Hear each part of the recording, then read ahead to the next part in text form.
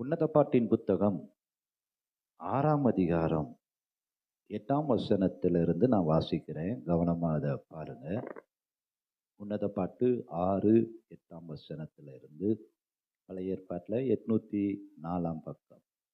ராஜஸ்திரீகள் 60 பேரும் மறுமனையாட்டிகள் 80 பேரும் உண்டு.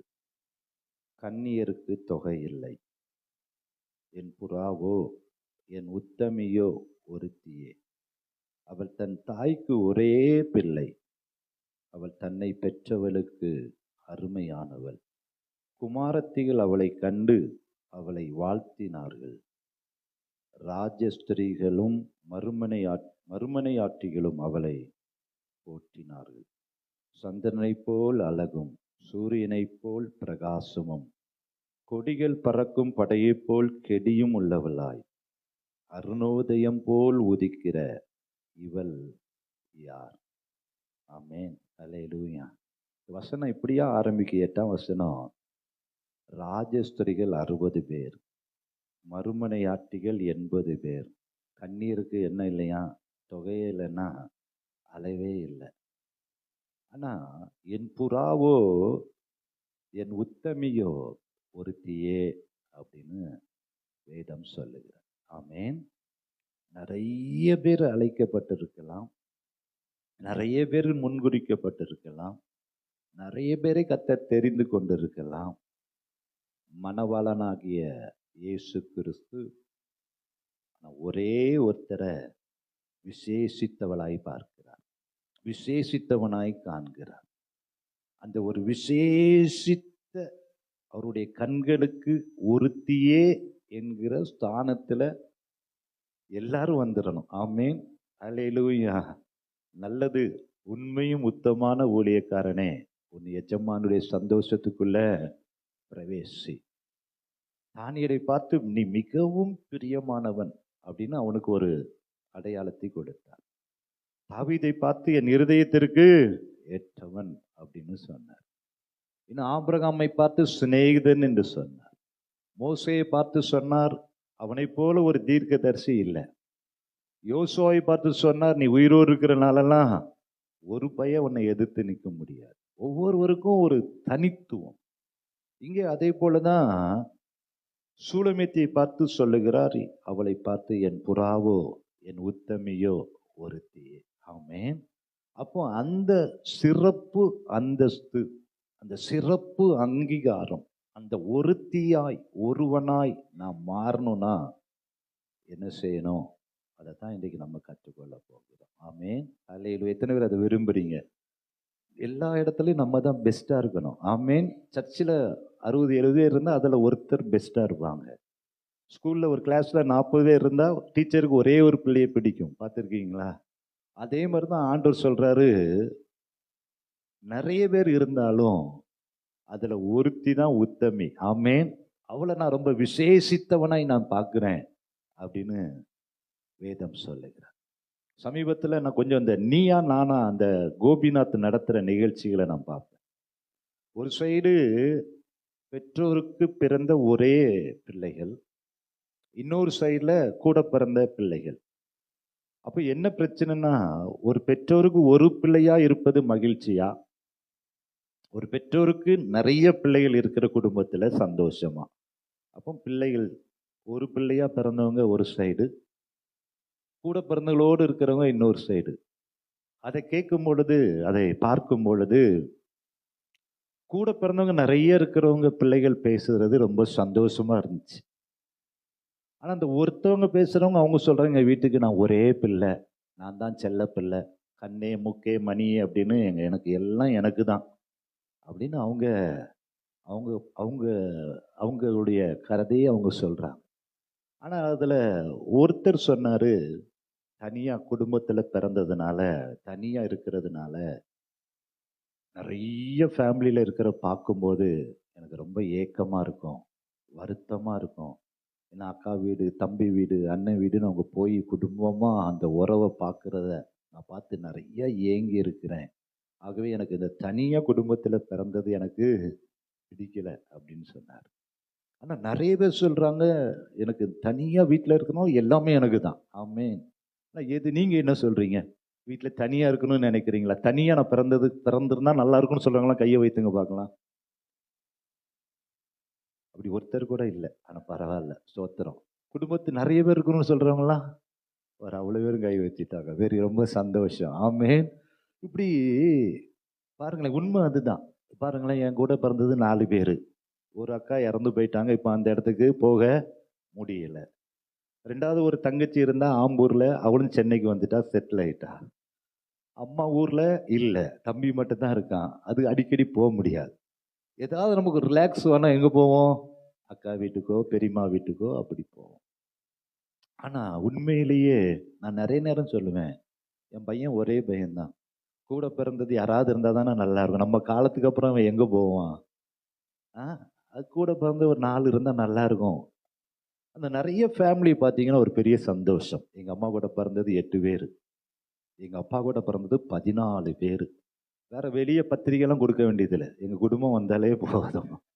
அப்படி உண்மையில அது அந்த குடும்பம்னா ஒரு தாய் வயிற்று பிள்ளைகளா நாங்கலாம் இருந்தோம். சின்ன பிள்ளைகளா இருக்கும் பொழுது. அப்படிதான் நாங்க இருப்போம். வேற்றுமையே இருக்காது. ஆனா வேதத்துல ஆண்டவர் ஒரு காரியத்தை பார்க்கிறார். அவர் எப்பொழுதுமே நம்ம ஆண்டவர் எல்லாவற்றை காட்டிலும் ரொம்ப அவரு என்ன சொல்றது, எப்படி சொல்றது, ஒருத்தர் மேல அது அவங்க அவரையே நேசிக்கணும். உதாரணமா ஆபிரகாமை சிநேகிதன்ட்டாரு, குழந்தைய கொடுத்துட்டாரு. அந்த குழந்தை பிறந்ததுக்கு அப்புறம் கூட குழந்தைய தன்னை காட்டிலும் ஈசாக்க நேசித்திடக்கூடாது அப்படின்னு ரொம்ப ஒரு அந்த அதுல ஒரு வைராக்கியமா இருப்பார். ஆமீன். அப்படித்தானே? நான் கொடுத்துட்டேன் குழந்தைய, இப்ப என்னை நேசிக்கிறானா ஈசாக்க நேசிக்கிறான்னு ஒரு டெஸ்ட்டை வச்சு அப்படி ரொம்ப அவரு ஏதோ ஒரு வார்த்தை சொல்லுவாங்க. என்ன வார்த்தை சொல்லுவாங்க அதுக்கு? ரொம்ப அப்படி இருப்பார். அப்படித்தான் நம்ம அந்த அன்பு, முழு அன்பு அவருக்கு தான் கிடைக்கும். அதே போலதான் இங்கேயும் சொல்றாரு, எத்தனை பேர் இருந்தாலும் எனக்கு பிரியமானவள் ஒருத்தி தான். ஆமேன். அல்லேலூயா. உத்தமி அவள் ஒருத்தி தான்ப்பா. ஆமேன். அப்ப இன்றைக்கு அந்த ஒருத்தி, ஒருவன் ஆண்டுடைய கண்களில நான் விசேஷித்தவனா இருக்கணும். நான் பெஸ்டா இருக்கணும். ஆமேன். நான் சிறப்பானவளா இருக்கணும். அந்த ஸ்தானத்துல நம்ம வரணும். ஆமேன். அல்லேலூயா. அப்போ ஆண்டவர் என்னை பார்த்து இதயத்துக்கு ஏற்றவன் சொல்லணும். நீ மிகவும் பிரியமானவன் சொல்லணும். அப்படி சொல்லிட்டாருன்னா வேண்டிக் கொள்ள தொடங்கும் போதே கட்டளை வந்துடும். ஆமேன்.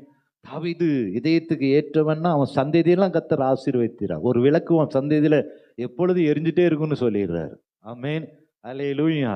ஒரு நீதிமான நிமித்தம் சந்ததியை கர்த்தர் ஆசீர்வதிக்கிறார். ஆமேன். அல்லேலூயா. ஒரு நோவாவின் நிமித்தம் குடும்பத்தை பாதுகாக்கிறார். ஒரு லோத்தி நிமித்தம் குடும்பத்தையே தப்பு வைக்கிறார். ஆமேன்.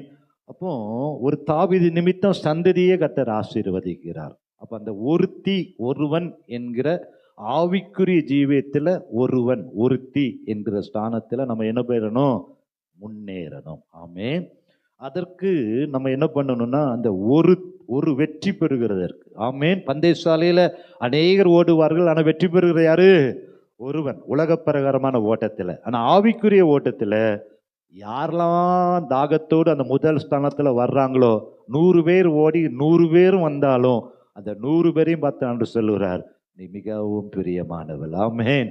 எனக்கு உத்தமி, நீ ஒருத்தி தான்ப்பா பெஸ்ட். ஆமேன். அப்படின்னு ஆண்டவரத்துல இருந்து ஒரு சர்டிபிகேட்டை வாங்கிட்டோம்னா எல்லாம் நமக்கு கிடைச்சிடும். ஆமேன். ஆவிக்குரிய ஜீவியத்துல அந்த ஒருவன், ஒருத்தி என்கிற ஸ்தானத்துல கர்த்தர் உங்களை உயர்த்த அவர் வல்லமையுள்ள தேவனாய் இருக்கிறார். ஆமேன். அப்ப முதலாவதாக வேதம் எப்படி நிறைய கேட்டகரி இருக்கு. அந்த முதல் ஸ்தானத்துல வருவதற்கு எப்படி 1ஆப்பு 2ஆப்பு 3ஆப்பு படிச்சு அப்படியே வரோமோ, ஃபர்ஸ்ட் ரேங்க் வாங்குறோமோ, அதே போல ஆவிக்குரிய ஜீவியத்திலையும் ஆண்டவருடைய பார்வையில உத்தமியாய், ஒருத்தியாய், ஒருவனாய் ஆண்டவர் அப்படி ஒரு சர்டிபிகேட்டை நமக்கு தரணும்னா முதலாவது நம்ம என்ன செய்யணும் அப்படின்னு பார்த்தோமே என்றால், நம்ம வேதத்தை திருப்புவோம். மத்தேயு எழுதின சுவிசேஷம் 5ஆம் அதிகாரம் 1ஆம் வசனத்தை நம்ம வாசித்தோமே என்றால், மத்தேயு 5ஆம் அதிகாரம் 1ஆம் வசனம்.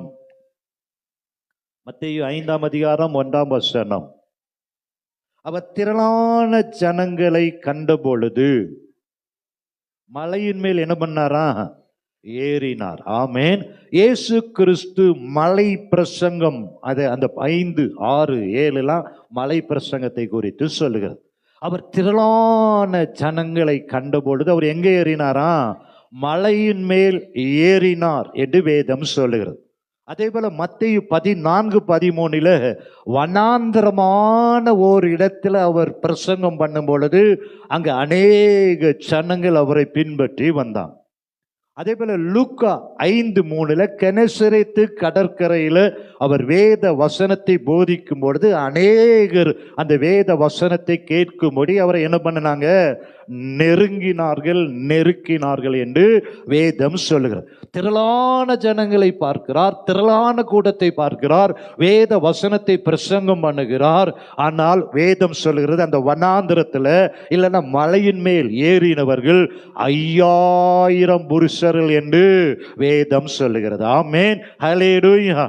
வசனத்தை இயேசு பிரசங்கம் பண்ணுகிறார், வசனத்தை போதிக்கிறார். மலை பிரசங்கத்தில் மலையில இருந்து பிரசங்கம் பண்ணுகிறார், அநேக காரியங்களை சொல்லுகிறார். திரள் கூட்ட ஜனங்கள் அவர் பார்த்தாலும் வசனத்தை கேட்க தாகமுள்ள ஒரு 5000 பேர் இயேசுவை பின்பற்றினார்கள். ஆமென், ஹல்லேலூயா. முதலாவதாக அந்த 5000 என்கிற அந்த எண்ணிக்கைக்குள்ள நான் வந்துடணும் ஆண்டவரே.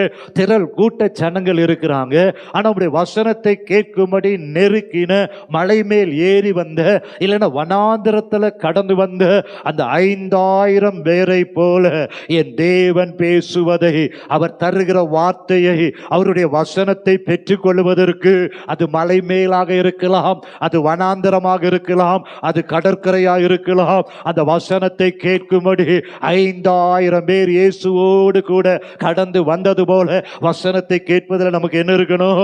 ஒரு தாகம் இருக்கணும், ஒரு ஆசை இருக்கணும். என் இயேசு இன்றைக்கு என்ன பேச போகிறார், அவருடைய வார்த்தை என்ன தரப்போகிறார், அவருடைய வாயிலிருந்து என்ன வார்த்தை வரப்போகிறது. அந்த வேத வசனத்தில் ஆவி இருக்கிறது, அதுல ஜீவன் இருக்கிறது, அதுல வல்லமை இருக்கிறது. அந்த வசனம் என்னை பலப்படுத்தும், அவர் தருகிற ஒவ்வொரு வார்த்தையும் என்னை உயிர்ப்பிக்கும் என்கிற ஒரு தாகத்தோடு 5000 பேர் அவருக்கு பின்னாடி வனாந்திரத்தில் மலை மேல கெனசரேத்து கடற்கரையில திரண்டது போல திரள் கூட்ட ஜனங்களா இருந்தாலும் அவர் வசனத்தை படிப்பதற்கும் வசனத்தை கேட்பதற்கும் கர்த்தர் என்ன சொல்லுகிறாரோ என்று அறிவதற்கு செவிகள் திறக்கப்படும்படி நல்ல இருதயமாய் வரும் பொழுது கர்த்தர் அந்த 5000 பேர்ல ஒருவனை தேர்ந்தெடுப்பார். ஹல்லேலூயா. வசனத்தை கேட்கும்படி 5000 பேர் புறப்பட்டு வந்தாலும் கெனசரேத்து கடற்கரையில் அநேகர் அவரை நெருக்கினாலும் வசனத்தை அநேகர் கேட்கும்படி கடந்து வந்தாலும் இயேசுவோ பேதுருவின் படகில் ஏறினார். ஹல்லேலூயா. கடற்கரையில் அநேகர் வசனத்தை கேட்கிறாங்க, அநேக திரள் கூட்ட படகுகள் நிற்கிறது. 5000 பேர் வசனத்தை கேட்டாலும் அதில் ஒருவனை தேர்ந்தெடுத்தார், அது பேதுருவின் படகாயிருந்தது. ஹல்லேலூயா. இன்றைக்கு வசனத்தை கேட்கும்படி தாகத்தோடு நீங்க வந்திருக்கலாம், 5000 பேர் போல ஓடி வந்திருக்கலாம். ஆனா ஒன்னே ஒன்று செய்யணும், ஆண்டவரே அந்த வசனத்தை கேட்கும்படி என் இருதயத்தை நீங்க திறந்துருங்க ஆண்டவரே. ஒரு வார்த்தை என்னோடு பேசட்டும், ஒரு வார்த்தை கூட வழியில விழுந்துடக்கூடாது, ஒரு வார்த்தை கூட கற்பாறையில விழுந்துடக்கூடாது, ஒரு வார்த்தை கூட முள்ளுகள் மத்தியில விழுந்துடக்கூடாது.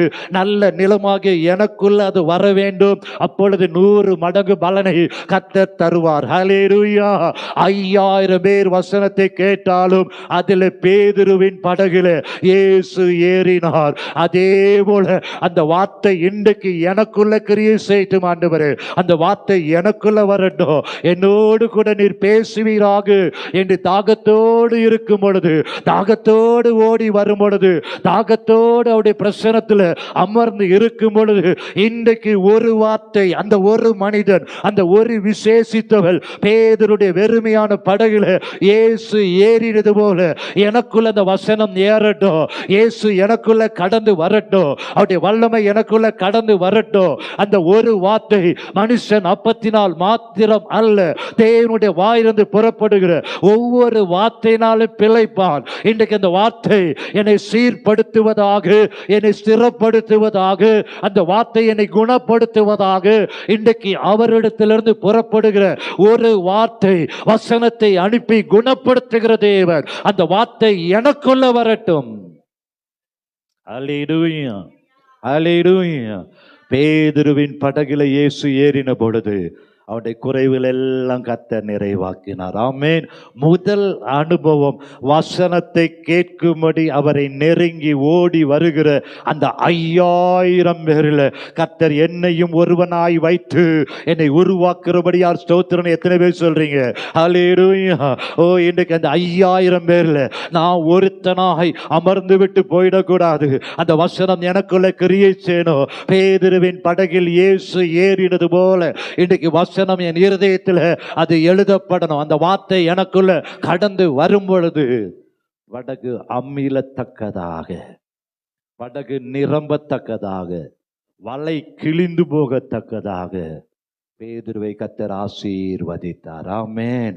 5000 பேரில் வசனத்தை கேட்டாலும் அதுல பேதுருக்கு ஒரு விசேஷித்த ஆசீர்வாதத்தை கர்த்தர் கொடுத்தது போல இன்றைக்கும் நீங்க தாகத்தோடு இந்த இடத்துல வசனத்தை எதிர்பார்த்து வந்திருப்பீர்கள் என்றால் உங்களுடைய குறைவுகளை கர்த்தர் நிறைவாக்குவார்.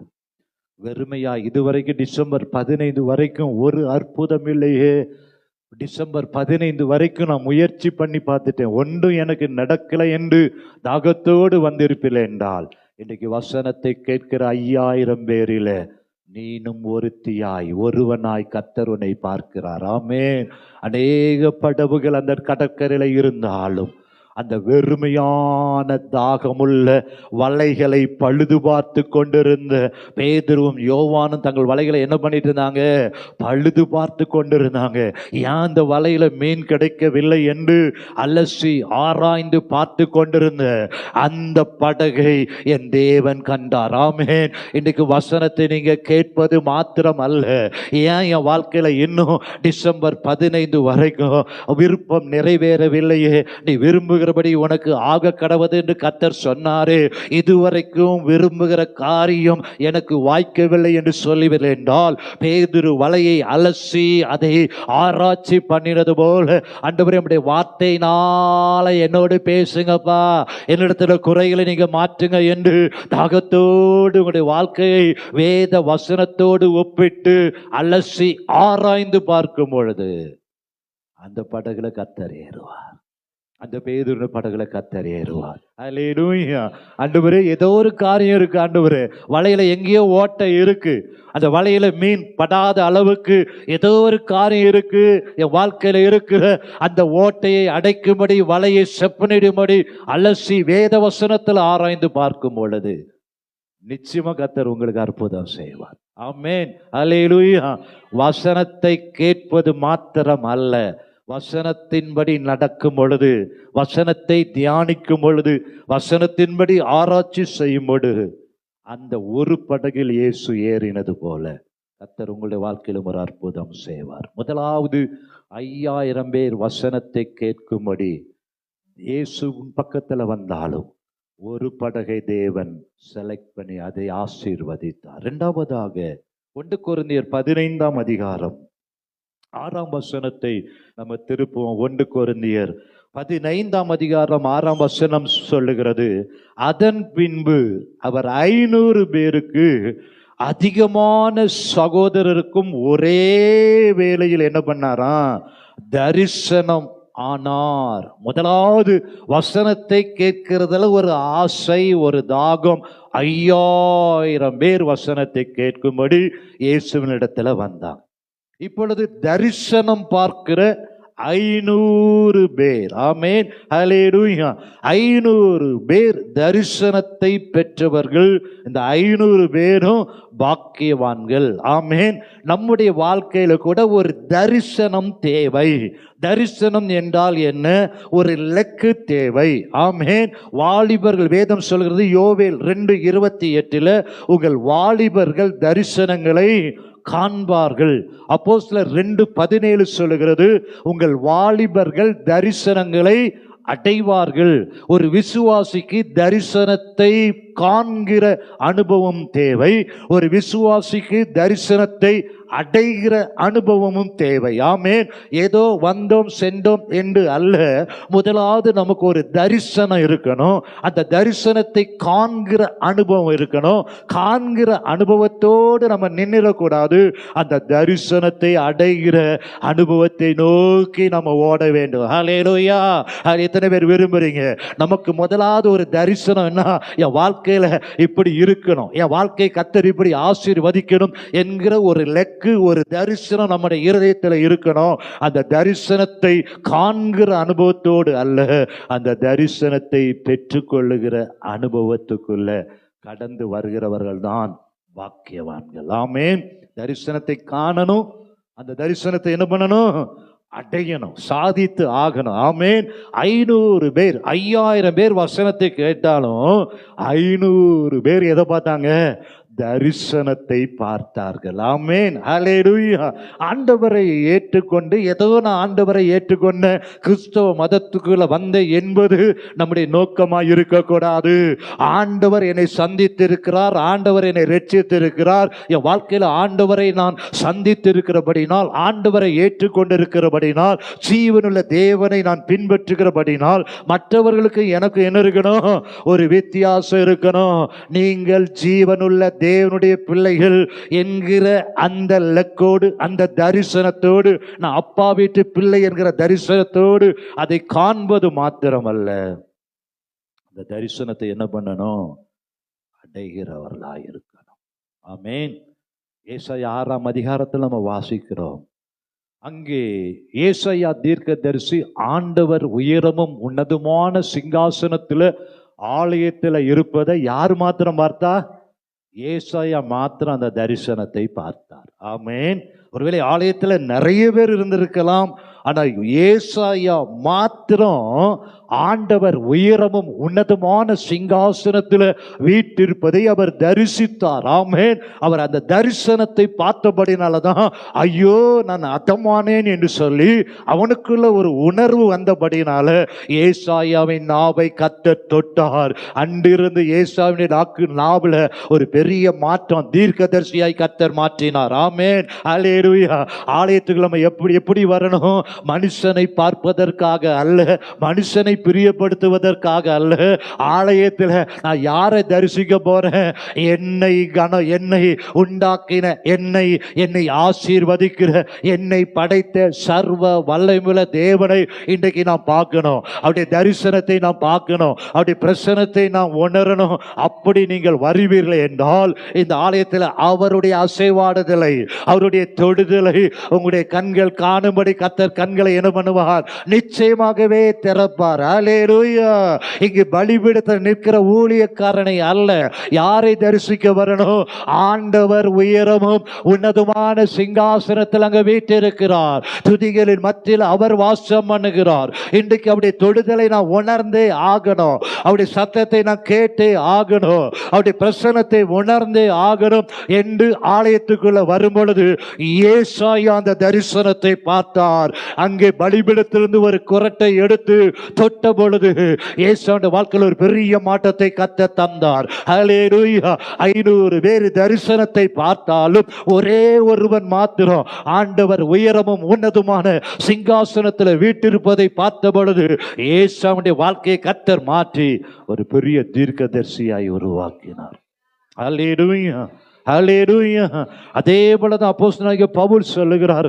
அப்போஸ்தலர் 26ஆம் அதிகாரம் 13 இருந்து 16 வரைக்கும் நம்ம கவனமா அதை வாசித்து பார்த்தோமே என்றால் அப்போஸ்தலனாகிய பவுல் இப்படியாக சொல்லுகிறார். அப்போஸ்தலர் 26ஆம் அதிகாரம் 13 இருந்து 14 வரைக்கும், மத்தியான வேளையிலே ராஜாவே, நான் வழியிலே சூரியனுடைய பிரகாசத்திலும் அதிகமான ஒளி வானத்திலிருந்து என்னையும் என்னுடனே கூட பிரயாணம் பண்ணினவர்களையும் சுற்றி பிரகாசிக்க கண்டேன். ஆமென். என்னையும் என்னுடனே கூட இருந்த ஒரு கூட்ட ஜனங்கள் அந்த பிரகாசிப்பதை கண்டேன். நாங்கள் எல்லாரும் தரையில விழுந்த பொழுது, சவுலே சவுலே நீ ஏன் என்னை துன்பப்படுத்துகிறாய்? முள்ளில் விதைக்கிறது உனக்கு கடினமாம் என்று எபிரேய பாஷையிலே என்னுடனே சொல்லுகிற ஒரு சத்தத்தை கேட்டேன். அப்பொழுது நான், ஆண்டவரே நீர் யார் என்றேன். அதற்கு அவர், நீ துன்பப்படுத்துகிற இயேசு நானே.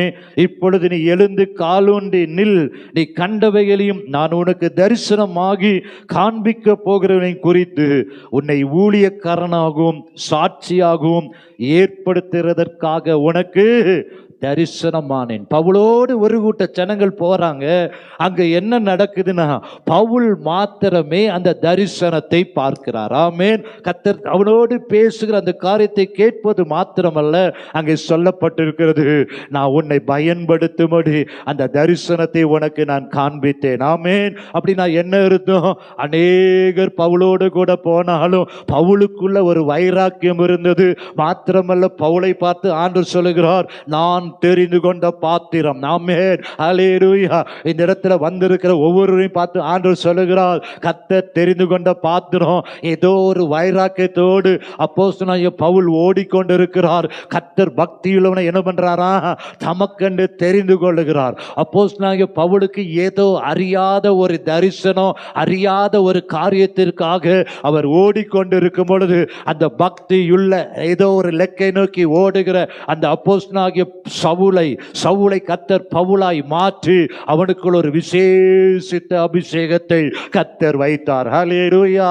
அநேகர் பவுலோடு ஓடிக்கொண்டிருந்தாலும் தாகமுள்ள, வைராக்கியமுள்ள, பக்தியுள்ள, ஏதோ ஒரு வைராக்கியமுள்ள அந்த அப்போஸ்தலனாகிய பவுலுக்கு மாத்திரம் கர்த்தர் தரிசனமாக்கி பிரதான ஒரு அப்போஸ்தலனாய் கர்த்தர் அவனை உயர்த்தினார்.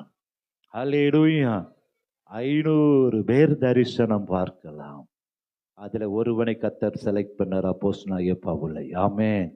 அப்போஸ்தலனாகிய பவுலை போல ஆண்டவரே உம்மை காண்கின்ற, ஏசாயாவை போல உம்மை தரிசிக்கிற ஒரு அனுபவத்தை எனக்கு தாங்க நீங்க கேட்பீர்கள் என்றால், ஏசாயாவை தீர்க்கதரிசியாய் மாற்றினது போல, பவுலுடைய கச்சைகளையும் உருமால்களையும் போட்ட பொழுது அற்புதம் நடந்தது போல, கர்த்தர் உங்களை கொண்டு ஒரு பெரிய காரியங்களை செய்வார். ஆமென். இந்த 500 பேர்ல நான் ஒரு விசேஷித்தவனா இருக்கணும். அந்த 5000 பேர்ல ஒரு பேதுரு இருந்தது போல, 500 பேர்ல ஒரு பவுலை நீங்க ஆசீர்வதித்தது போல, உங்களுடைய இருதயத்திற்கு ஏற்றவனா என்னை மாற்றுங்க நீங்க கேட்பீர்களே என்றால், கர்த்தர் நிச்சயமாக உங்களுடைய வாழ்க்கையில சகலத்தையும் திரும்ப தருவார். ஒருபோதும் வெட்கம் அடைவதே இல்லை. ஆமென். வசனத்தை கேட்கிற அனுபவம் 5000 பேர், தரிசனத்தை நோக்கி ஓடிக்கொண்டிருக்கிற 500 பேர். மூன்றாவதாக அப்போஸ்தலர் 1:15 வாசித்து பார்ப்போம் என்றால், அப்போஸ்தலர் நடபடிகள் 1ஆம் அதிகாரம் 15ஆம் வசனத்தை, அந்நாட்களிலே சீஷர்களில் ஏறக்குறைய 120 பேர் கூடியிருந்த போது அவர்கள் நடுவிலே பேதுரு எழுந்து நின்று ஜெபிக்கிற, காத்திருந்து ஜெபிக்கிற 120 பேர். ஆமென். 5000 பேர் வசனத்தை கேட்டவர்ல ஒருவன், 500 பேர் தரிசனங்களை பார்த்ததுல ஒருவன். மூன்றாவது அனுபவம் எப்படி வரணும்? காத்திருந்து ஜெபிக்கிற ஒரு அனுபவம். ஆமென். இப்ப 120 பேர் மேல் வீட்டறையில காத்திருந்து ஜெபிக்கும் பொழுது ஆண்டவர் பரிசுத்த ஆவியானுடைய அந்த அபிஷேகத்தை அவர் ஊற்றினார். ஆமென். அந்த 120 பேர்ல பேதுரு எழுந்து நின்று வல்லமையாய் பிரசங்கித்தார். ஆமென். 120 பேர் காத்திருந்து ஜெபித்த அந்த இடத்துல ஒரு பேதுருவை கர்த்தர் வல்லமையாய் பயன்படுத்தினார். 3000 என்றும் 5000 என்றும் ஜனங்கள் என்ன பண்ணாங்க? ரட்சிக்கப்பட்டாங்க. ஆமென். அப்போ காத்திருந்து நிறைய பேர் ஜெபிக்கலாம், நிறைய பேர் குடும்பம் கூட்டமா ஜெபிக்கலாம். ஆனா அந்த காத்திருந்து ஜெபிக்கிற ஒரு அந்த 120 பேர்ல பேதுரு அந்த காத்திருந்து ஜெபிக்க ஜெபிக்க ஜெபிக்க ஜெபிக்க ஜெபிக்க அவனுக்குள்ள ஒரு பெரிய மாற்றத்தை கர்த்தர் கொடுத்தார். ஆமென், அல்லேலூயா. ஏதோ நம்ம ஜெபிக்க கூடாது, யாக்கோபை போல ஜெபிக்கணும். ஆண்டவரே, உலக பிரகாரமான ஆசீர்வாதத்தை எனக்கு இதுவரைக்கும் தந்துட்டீங்க, இனிமேல் அடுத்த 2025 எனக்கு ஆவிக்குரிய ஆசீர்வாதத்தை தாங்க ஆண்டவரே. கர்த்தரே தேவன் என்று நிரூபிக்கும்படி, உம்முடைய நாமத்தை மகிமைப்படுத்தும்படி, ஏதோ இதுவரைக்கும் அதை கொடுங்க இதை கொடுங்க என்று இதுவரைக்கும் கொடுத்த உலக பிரகாரமான ஆசீர்வாதங்களை காட்டிலும் 2025 எனக்கு ஆவிக்குரிய ஆசீர்வாதங்கள், ஆவிக்குரிய வரங்கள், ஆவிக்குரிய வல்லமை, கர்த்தரே தேவனுடைய நிரூபிக்கிற அந்த அபிஷேகம். ஒரு பேதுரு எழுந்து நின்று பிரசங்கம் பண்ணினது போல எங்க சபையில நாங்கள் எழுந்து நிற்கும் பொழுது 3000 5000 என்று ஒரு எழுப்புதல் வரணும். இந்த மேடவாக்கத்தை கர்த்தருக்குள்ள வழி நடத்தணும். அப்படிப்பட்ட வல்லமை, ஆவிக்குரிய வரங்கள், ஆவிக்குரிய வல்லமை, ஆவியின் வரங்கள், ஆவியின் கனிகளை தருவீராக. அப்படி நம்ம கேட்கணும். 2025 அப்படி நம்ம கேட்போம். என்ன, அல்லேலூயா. ஆண்டவரே, எங்களுக்கு உலக பிரகாரமான ஆசீர்வாதங்களை காட்டிலும் ஆவிக்குரிய ஆசீர்வாதமான நல்ல ஜெப ஆவி, நல்ல பக்தி வைராக்கியம், நல்ல ஆத்ம தாகம், நாங்கள் ஜெபித்த அற்புதம் நடக்கணும், சத்துரு தோற்கடிக்கப்படணும், இந்த பகுதியில் ஒரு எழுப்புதல் உண்டாகணும். ஆவிக்குரிய பிரகாரமாக என் உள்ளான மனிதனை பலப்படுத்துங்க, உள்ளான மனிதனில் விசுவாசத்தை வர்த்திக்க பண்ணுங்க என்று கேட்கும் பொழுது கர்த்தர் பேதுருவை எழுந்து நின்று பிரசங்கம் பண்ணி அவனை வல்லமையாய் பயன்படுத்தினது போல கர்த்தர் உங்களை கொண்டு ஒரு பெரிய காரியங்களை செய்யும். அல்லேலூயா. 120 பேர்ல ஒருவன். ஆமென். இன்னும் அதற்கு இன்னொரு ஒப்புமையாக இன்னொரு காரியம் இருக்கு. அப்போஸ்தலர் 12ஆம் அதிகாரத்தை திருப்புவோமா? பேதுரு 12:5 பேதுரு சிறைச்சாலையிலே காக்கப்பட்டிருக்கிறையில் சபையார் அவனுக்காக தேவனை நோக்கி ஊக்கத்தோடு ஜெபம் பண்றாங்க. 12ஆம் வசனத்தில் அங்கே மார்க்கு என்னும் பேர் கொண்ட யோவானுடைய தாயாகிய மரியாள் வீட்டுக்கு வந்தான். அங்கே அநேகர் கூடி என்ன பண்றாங்க? எதுக்காக ஜெபம் பண்றாங்க? பேதுருவின் விடுதலைக்காக. ஆனா அடுத்த பகுதி சொல்லுகிறது, பேதுரு வாசற் கதவை தட்டின பொழுது ரோதை என்னும் பேர் கொண்ட ஒரு பெண் ஒட்டு கேட்க வந்தாள்.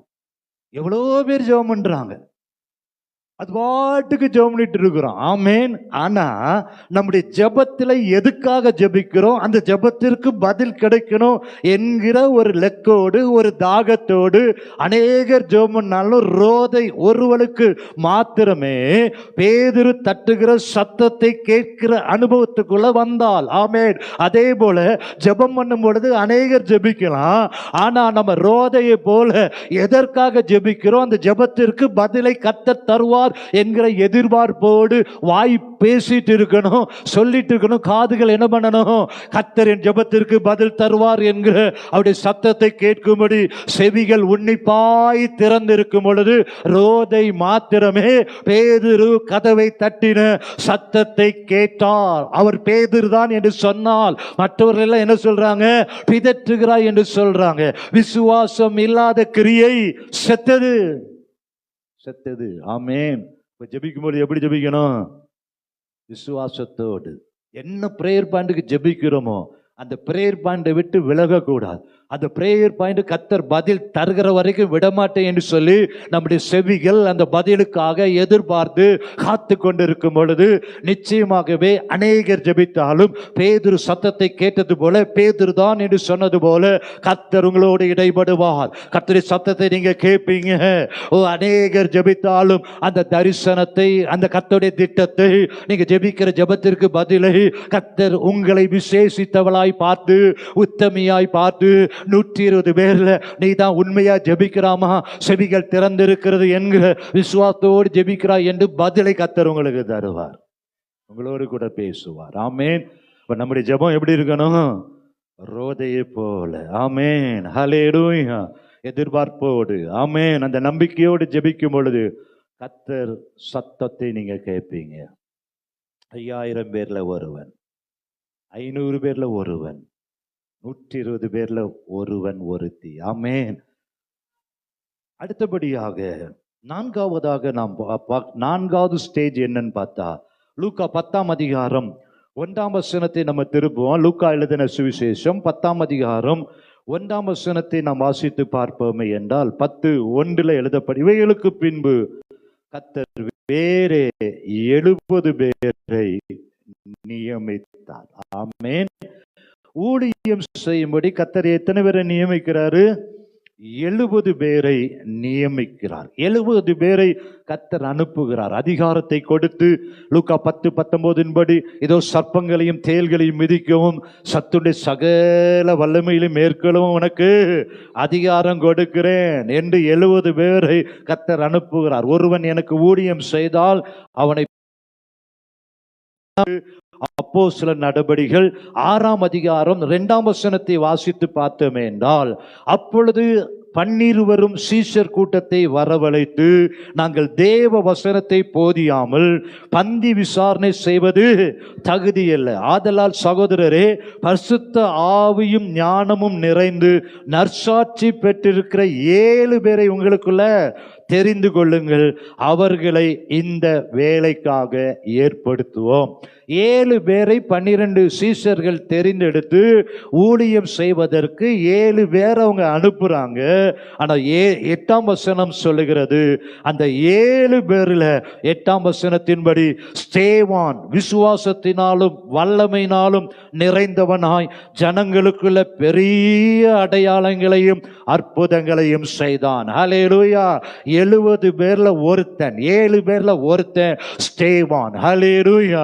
ஊழியம் செய்யும்படி வேறு பிரிக்கப்பட்டு 70 பேரில் இல்லாவிட்டால் 7 பேரில் ஒருவனை குறித்து வேதம் சொல்கிறது, ஸ்தேவான் விசுவாசத்தினாலும் வல்லமையினாலும் நிறைந்தவனாய் பெரிய அற்புதங்களையும் அடையாளங்களையும் செய்தான். ஆமென். அவன் பேசின ஞானத்தையும் ஆவியையும் எதிர்த்து நிற்க ஒருவனாலும் கூடாமல் போயிட்டு அவனுடைய முகம் தேவ தூதன் முகம் போல பிரகாசிப்பதை கண்டார்கள். ஆமென். ஹல்லேலூயா. எத்தனையோ பேரை கர்த்தர் ஊழியத்திற்கு தெரிந்தெடுத்திருக்கலாம், எத்தனையோ பேர் ஊழியம் செய்யலாம். ஆனா ஸ்தேவானை போல ஆண்டவரே விசுவாசத்தினாலும் வல்லமையினாலும் ஊழியம் செய்யணும் ஐயா. சத்தமிடுகிற வெண்கலமாக அல்ல, ஓசையிடுகிற கைத்தாளமாக அல்ல, ஆகாயத்தில் சிலம்பம் பண்ணுகிறவனாக அல்ல, எது வாயின் வார்த்தையினால அல்ல. நீங்க பேசணும். ஊழியத்திற்கு என்ன தேவை? வல்லமை தேவை ஆண்டவரே, அபிஷேகம் தேவை ஆண்டவரே. ஆண்டவரே, அந்த பிரசங்கத்தில் கிரியை இருக்கணும் ஆண்டவரே. நான் சொல்லுகிற வார்த்தையில ஒரு எழுப்புதல் இருக்கணும். என்று நீங்க ஊழியத்துக்கு பயன்படுத்த வேண்டும் என்றால் என் உள்ளான மனிதன்ல அக்கினி எரிந்து கொண்டே இருக்கணும். ஒரு மனுஷனை பார்க்கும் பொழுது அந்த மனுஷனுக்குள்ள காரியங்களை வெளிப்படுத்தணும். நான் சொல்லுகிற வார்த்தை கிருபை பொருந்ததா இருக்கணும், தீர்க்க தரிசனம் நிறைந்ததா இருக்கணும், அவனை தேற்றுகிறதா இருக்கணும், அவனை உற்சாகப்படுத்துகிறதா இருக்கணும், அந்த மனிதனை கிறிஸ்துவுக்குள்ள கொண்டு வருகிறதா இருக்கணும். எப்படி ஸ்தேவானை விசுவாசத்தினாலும் வல்லமையினாலும் நிரப்பினீங்களோ, அந்த 7 பேரில் ஸ்தேவானுக்குள்ள மட்டும் கர்த்தர் விசுவாசத்தினாலும் வல்லமையினாலும் நிரப்பினபடியினால பெரிய அற்புதங்களையும் அடையாளங்களையும் செய்தார். ஆமென். ஹல்லேலூயா. அப்போ 70 பேர்ல ஒரு ஸ்தேவானை போல நான் கர்த்தருக்காக பயன்படுத்தப்படணும். ஆமென். ஹல்லேலூயா.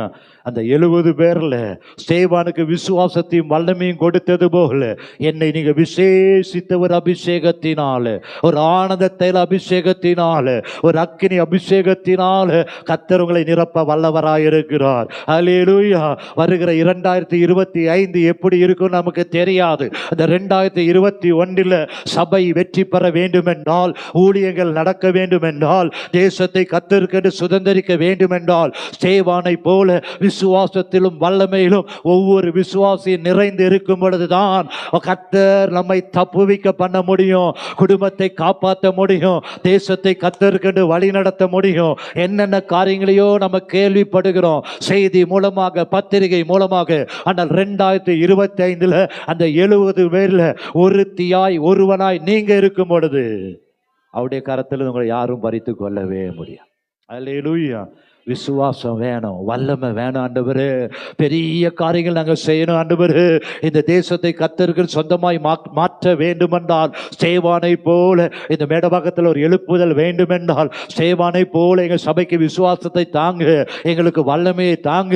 எதிர்த்து வருகிற போராட்டங்கள், எதிர்த்து வருகிற பிரச்சனைகளை சந்திப்பதற்கு ஸ்தேவானை ஒருவனாலும் எதிர்த்து நிற்க முடியாதபடி, சபையை எதிர்த்து நிற்க கூடாதபடி, ஊழியர்களை எதிர்த்து நிற்க கூடாதபடி, விசுவாசிகளை எதிர்த்து நிற்க கூடாதபடி, எல்லா சத்துருவின் கிரியைகளை அழிப்பதற்கு நமக்கு என்ன தேவை? விசுவாசமும் வல்லமையும் தேவை. ஆமென், அல்லேலூயா. 70 பேர்ல ஒரு ஸ்தேவான்.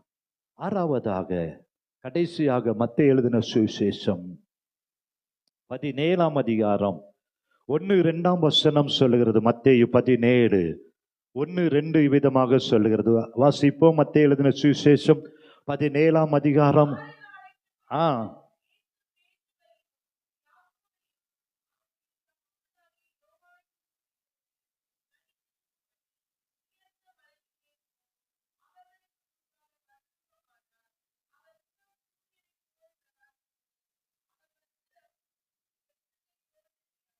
போதும். ஆறாவதாக ஒரு காரியத்தை பார்க்கிறோம்.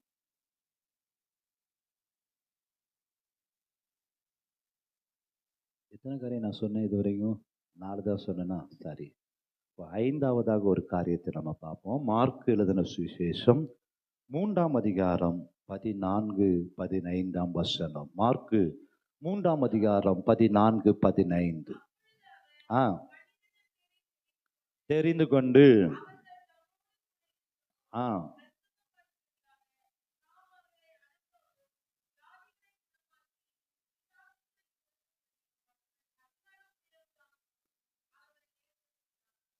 எழுபது பேரை ஊழியம் செய்யும்படி கர்த்தர் பிரித்தெடுத்தாலும், அதுல எத்தனை பேரை தன்னோட வைக்க தெரிந்து கொண்டாரு?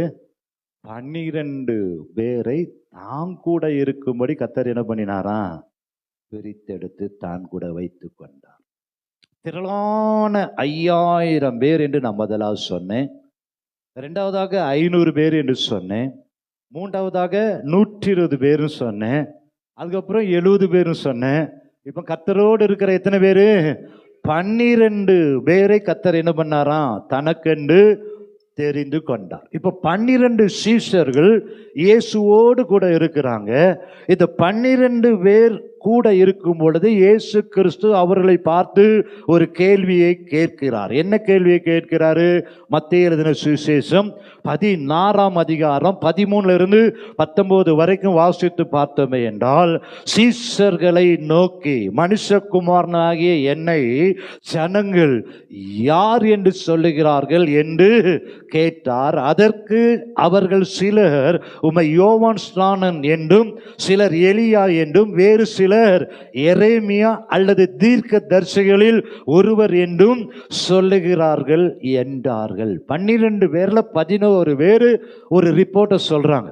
ஆனா 12வது நபராகிய சீமோன் பேதுரு பிரதியுத்தரமாக, நீர் ஜீவனுள்ள தேவனுடைய குமாரனாகிய கிறிஸ்து என்றான். ஆமென்.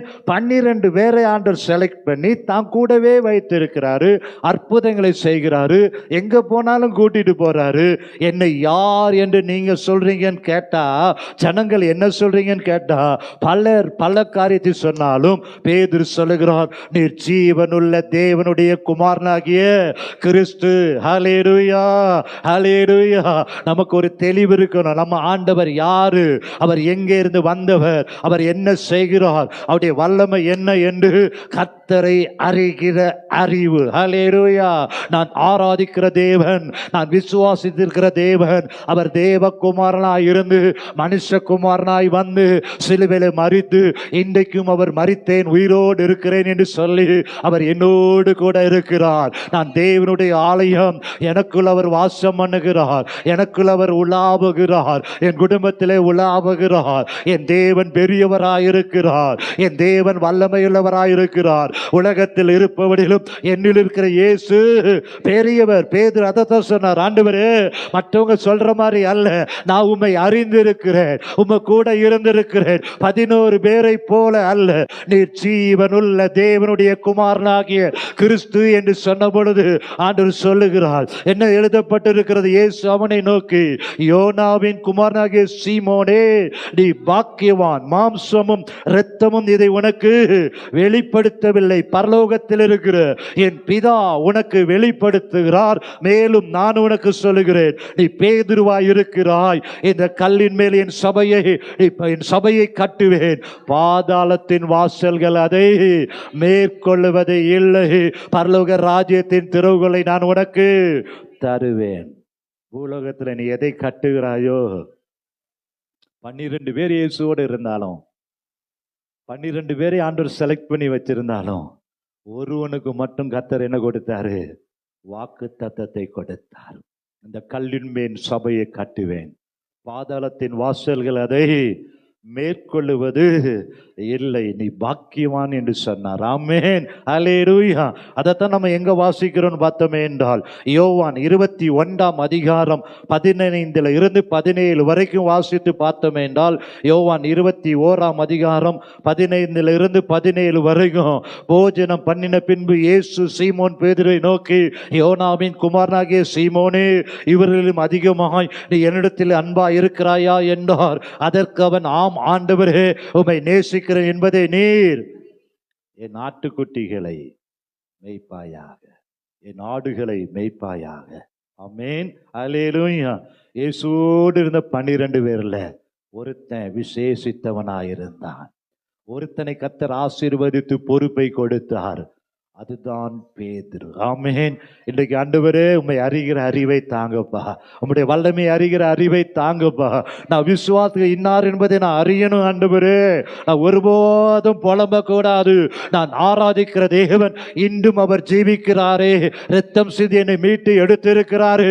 அவர் என்னை வெட்கத்திற்கு ஒப்பு கொடுக்காதவர், உலகத்தில் இருப்போனிலும் என்னில் இருக்கிறவர் பெரியவர், வானம் அவருக்கு, பூமி அவருடைய பாதபடி.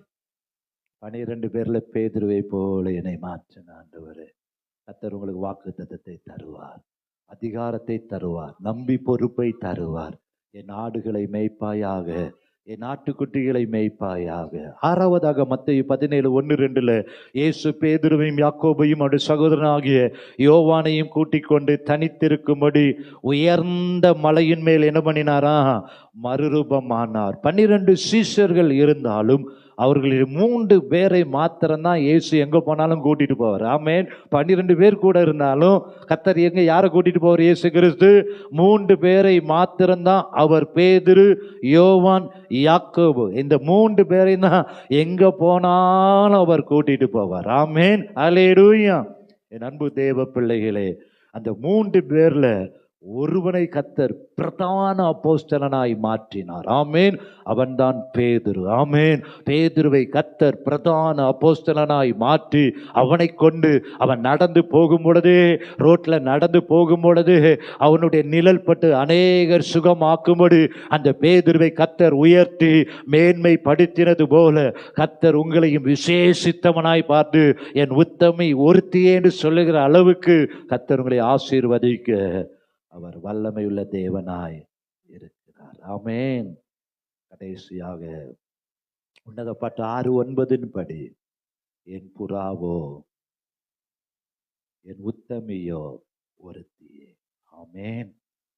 கடைசியாக 7வதாக இயேசு சிலுவையில் அறையப்படும் பொழுது அங்கே யோவான் மாத்திரம் நிற்கிறார். 12 சீஷர்கள், அதுல 3 பேர் அவரோடு கூட இருந்தாங்க. அதுல ஒருத்தன் யாரு?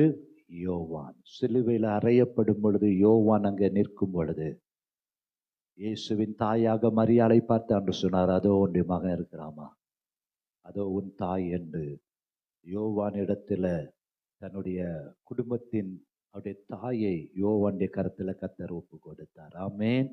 யோவான் இயேசுவின் மார்பில் சாய்ந்திருந்த யோவான். ஆமென். எப்பொழுது யோவான் எங்க இருப்பான்?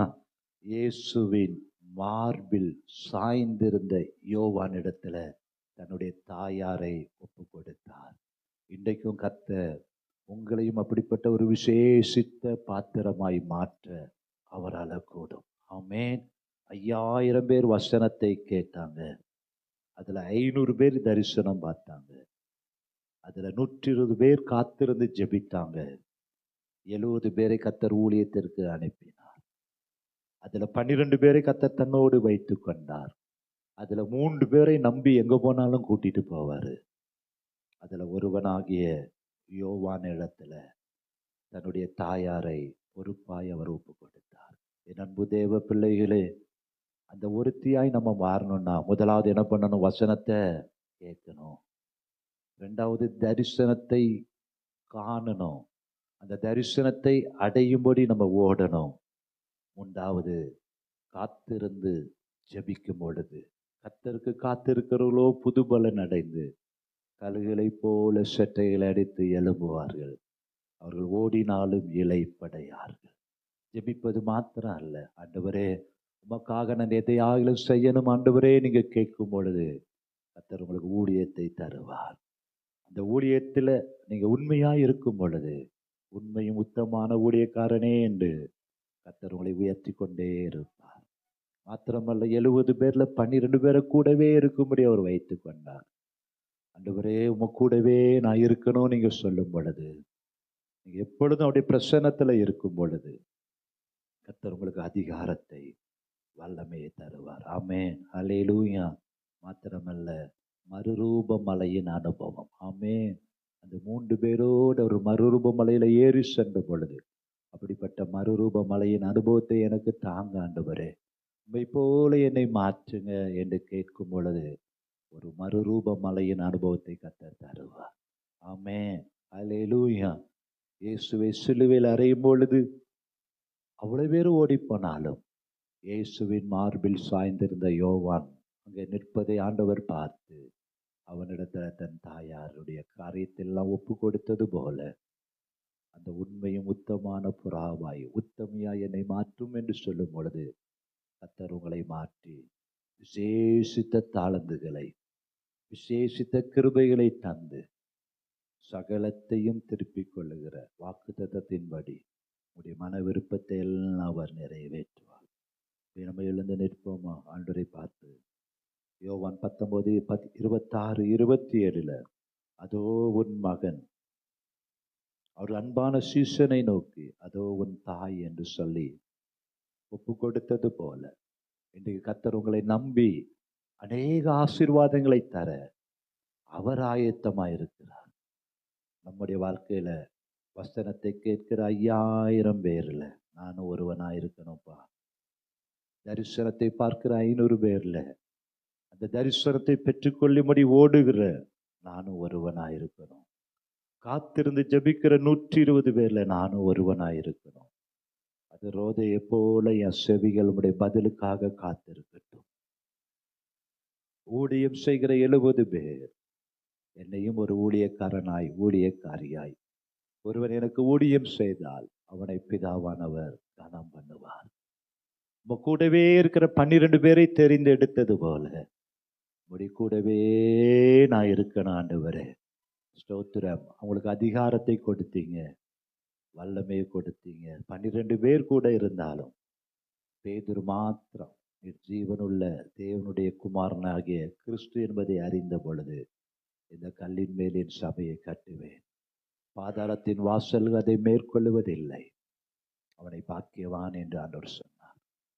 மறுரூப மலையில 3 பேர் இருந்தாலும் 3 பேர் மறுரூப மலையின் அனுபவத்துல கடந்து வந்தாலும் பேதுருவிடத்துல என் ஆட்டுக்குட்டிகளை மேய்ப்பாயாக, என் ஆடுகளை மேய்ப்பாயாக, அவருடைய நிழல் பட்டு அநேகர் சுகம் பெற்றுக் கொண்டார். அப்படிப்பட்ட கிருபையை கர்த்தர் தருவார். என் புறாவோ என் உத்தமியோ ஒருத்தியே இயேசுவின் மார்பில் சாய்ந்திருந்த யோவான். ஆண்டவரே, எப்பொழுதும் உடைய மார்பில் நாங்கள் சாய்ந்திருக்கணும்னு கேட்போமா? உடைய மார்பில் நாங்கள் சாய்ந்திருக்கணும் ஆண்டவரே. யோவானை போல உடைய மார்பிலையே நாங்கள் சாய்ந்திருக்கணும். உம்முடைய மார்பை விட்டு நாங்க விலகக்கூடாது, பிரசனத்தை விட்டு விலகக்கூடாது, உம்முடைய இருதயத்தை விட்டு நாங்க விலகக்கூடாது ஆண்டவரே. உம்முடைய மார்பில யோவான் சாய்ந்திருந்த அன்பான சீசன் யோவான் இடத்துல அந்த பொறுப்பை கொடுத்தது போல உம்முடைய மார்பிலேயே நாங்கள் சாய்ந்திருக்கும் பொழுது எங்களை நம்பி நீர் அநேக ஆசீர்வாதங்களை, பொறுப்புகளை, தாளந்துகளை தர நீர் உண்மையுள்ளவராயிருக்கிறீங்கப்பா. ஸ்தோத்திரம், ஸ்தோத்திரம், ஸ்தோத்திரம், ஸ்தோத்திரம்.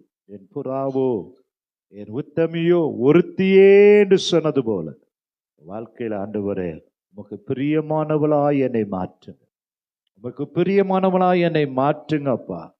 ஸ்தோத்திரம், ஸ்தோத்திரம், ஸ்தோத்திரம், ஸ்தோத்திரம் ஆண்டவரே. உம்மை நாங்கள் துதிக்கிறோம் ஆண்டவரே. உங்க முகத்தை பார்க்கணுமே ஏசையா, உங்க முகத்தை பார்க்கணுமே ஏசையா, உங்க முகத்தை பார்க்கணுமே ஏசையா, உங்க முகத்தை பார்க்கணுமே ஏசையா. அல்லேலூயா,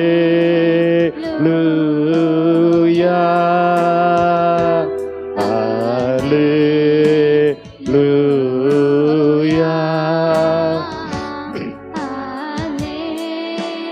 அல்லேலூயா, அல்லேலூயா. எத்தனை பேர் விரும்புறீங்க ஏசாயாவை போல உடைய முகத்தை நான் பார்க்கணும், அந்த அனுபவத்துல நான் வந்துடணும், மறுரூப மலை அனுபவத்துல வந்துடணும். அவருடைய முகத்தை பார்க்கும் பொழுது பாடுகள், வேதனைகள் எல்லாம் மறைந்து விடும். அந்த வெறுமையான படகை இயேசு பார்த்தது போல, அந்த படகில் ஏறினது போல உங்களுடைய கண்களிலே எனக்கு கிருபை கிடைக்கட்டும். அந்த கிருபை கிடைச்சிட்டுனா எல்லா பாடுகள், வேதனைகள்லாம் மறைந்துடும். எந்த பாடுகள், வேதனை மறைந்து விடும், எந்த துயரங்கள், கலக்கங்கள் மாறிவிடும். சொல்லுங்க, எங்கள் பாடுகள், வேதனை மறைந்து விடும், எந்த துயரங்கள், கலக்கங்கள் மாறிவிடும். உங்க முகத்தை பார்க்கணுமே ஏசையா, தாகத்தோடு பார்க்கணுமே ஏசையா, உங்க முகத்தை பார்க்கணுமே ஏசையா, உங்க முகத்தை பார்க்கணுமே ஏசையா. Hallelujah,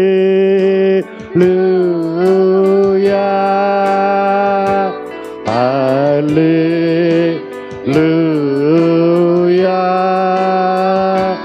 hallelujah,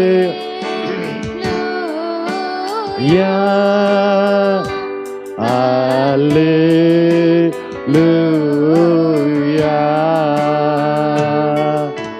யோர்தானின் வெள்ளங்கள் விலகிவிடும், எரிகோவின் மதில்களும் விலகிவிடும். யோர்தானின் வெள்ளங்கள் விலகிவிடும், எரிகோவின் மதில்களும் இடிந்துவிடும். உங்க முகத்து தாகத்தோடு ஏசையா, உங்க முகத்தை பார்க்கணுமே ஏசையா, உங்க முகத்தை பார்க்கணுமே ஏசையா, உங்க முகத்தை பார்க்கணுமே ஏசையா. அல்லேலூயா,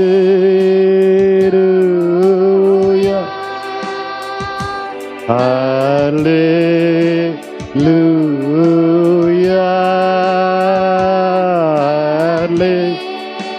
Hallelujah, Hallelujah. உங்க முகத்தை பார்த்துட்டா எங்கள் தேசத்தின் கட்டுகள் முறிந்து விடும், எங்கள் சபைகளில் எழுப்புதல், எங்கள் தேசத்தின் கட்டுகள் முறிந்து விடும். எங்கள் சபைகளில் பரவிவிடும். உங்க முகத்தை பார்க்கணுமே ஏசையா, உங்க முகத்தை பார்க்கணுமே ஏசையா, உங்க முகத்தை பார்க்கணுமே ஏசையா, உங்க முகத்தை பார்க்கணுமே ஏசையா. Hallelujah,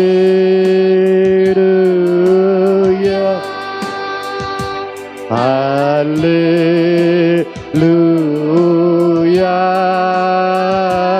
Hallelujah,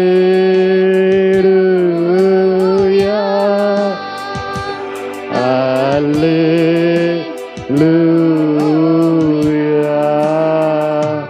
எத்தனை பேருக்கு ஆண்டவருடைய முகத்தை பார்க்கணும், அவரோடு மறுரூப மலையின் அனுபவத்துல வரணும், அவருடைய இருதயத்துல நீங்க சாய்ந்திருக்கணுமா?